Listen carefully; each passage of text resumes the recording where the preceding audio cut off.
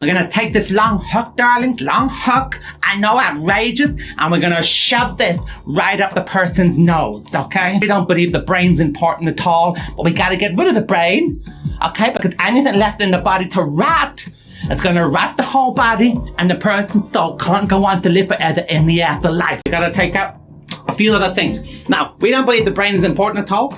We believe the center of life, love, and intelligence is the heart. The more to the heart later on.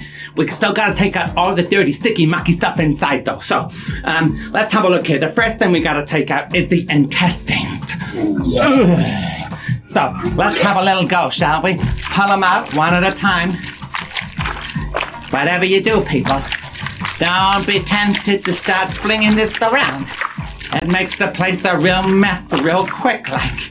And we're going to be taking the intestines and some of the other organs, put them in these jars. And we're going to wash them all up, we're going to put them in there, preserve them, and these will go with the mummy into the afterlife. Canopic jars were made to store and preserve the organs that were removed from the body during mummification. The lungs, liver, intestines, and stomach. There's different sort of types of being a mummy, and different kind of, depending on the money you had, the money for the mummy. But obviously, you've got grades depending on the money you have. What were sort of some of the other things that you could do, like, you know, for starting down here, sort of going up a little bit? What were the sort of grades of mummification? I mean, your lowest grade is you bury him in sand, and that is like the low. If you're majority probably of ancient Egyptians, that's what they did because they didn't have the cash. Because if you think about the amount, even just the wrapping.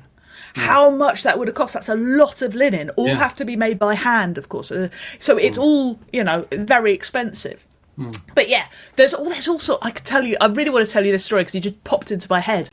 And some of them are a load of ibises, which aren't ibises. They look like an ibis from the outside, but you rip into the bandages and it's just someone's lunch. So it's really, we're talking like, you know, people who had a lot of cash got mummified properly is basically what it is. I mean, and when you're a pharaoh, I mean, Tutankhamun, he had like 3 different coffins. Like one of them was just like beautifully ornate and painted. The other one was covered in like a thin sort of like, you know, thing of gold. You know, so it was heavy. And then the inner coffin was solid gold. That's incredible, isn't it? I mean